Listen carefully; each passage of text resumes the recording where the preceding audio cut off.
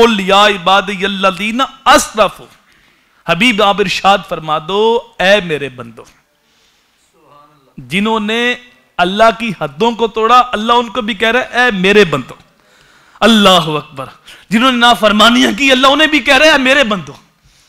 حبیب آپ ارشاد فرما دو اے میرے بندو اسرفوا علی انفسہم، جنہوں نے اپنی جانوں پہ ظلم کیا، لا تقنطوا من رحمت اللہ، اللہ کی رحمت سے نا امید نہ ہونا، کبھی بھی اس کی رحمت سے مایوس نہ ہو جانا، کبھی بھی اس کی رحمت سے تم نا امید نہ ہو جانا۔ کیوں؟ ان اللہ یغفر الذنوب جميعا، اللہ تعالیٰ سارے گناہ معاف کر دیتا، انہ هو الغفور الرحیم، بے شک وہ بخشنے والا اور مہربان ہے، کبھی بھی تم اس کی رحمت سے نا امید نہ ہو۔ تو کبھی بھی انسان یہ نہ سوچے کہ میں نے جرم بڑے کیے ہیں اب میں کس منہ سے معافی مانگوں، کبھی بھی یہ نہ سوچے کہ اب میں نے توبہ کی تھی اب توبہ برقرار نہیں رہی، توبہ ٹوٹ گئی، اب دوبارہ کس منہ سے توبہ کروں۔ اگر بار بار بھی توبہ ٹوٹی ہے پھر بھی آ جاؤ، اور کوئی در ہے جہاں جائیں، اور کوئی چوکھٹ ہے جہاں جائیں، جہاں جا کے دامن پھلائیں، جہاں جا کے جولی پھلائیں، جہاں جا کے معافی مانگے، آنا تو اسی چوکھٹ پہ پڑے گا۔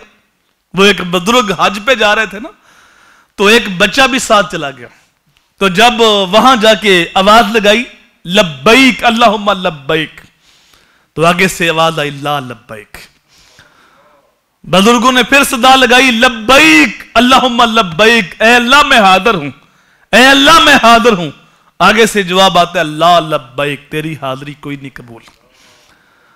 جب بار بار صدا لگاتے ہیں مالک میں حاضر ہوں، آگے سے جواب ملتا ہے لا لبیک، تو کوئی نہیں حاضر۔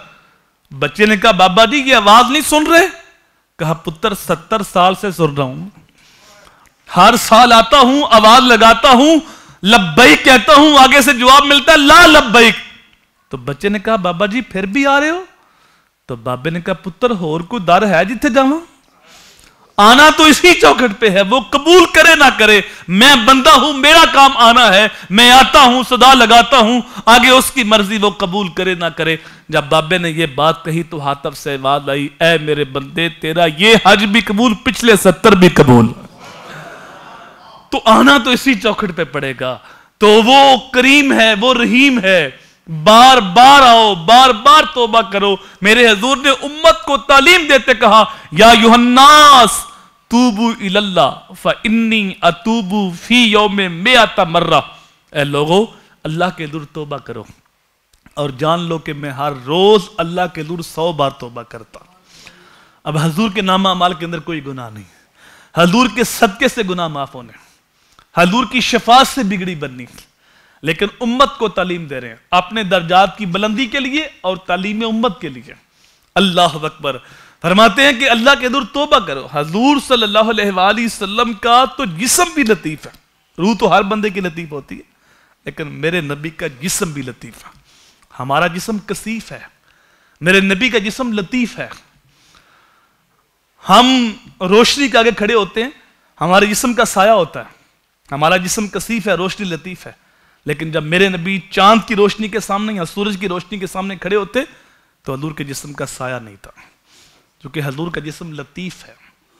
کتنا لطیف ہے، ہم کوئی غذا کھاتے ہیں، کوئی پھل کھاتے ہیں اور دودھ پیتے ہیں، اناج کھاتے ہیں، وہ خوشبودار ہوتا ہے، لیکن جب ہم اس کو تاریک معدے میں ڈالتے ہیں اور ہمارے جسم کا جز بننے کے بعد وہ فضلہ بن کے جب ہمارے جسم سے نکلتا ہے تو کتنا بدبودار ہوتا ہے، ہم خود اس سے نفرت کر رہے ہوتے ہیں۔ لیکن رسول کریم صلی اللہ علیہ وآلہ وسلم کے جسم کی لطافت کا یہ عالم تھا، حضور کوئی چیز تناول فرماتے، حضور کوئی چیز نوش فرماتے تو اس کی خوشبو عام ہوتی، لیکن جب حضور کی صحبت میں رہ کے حضور کے جسم سے جب جدا ہوتی فضلے کی صورت میں تو اس کی خوشبو پہلے سے بھی زیادہ بڑھ جاتی تھی۔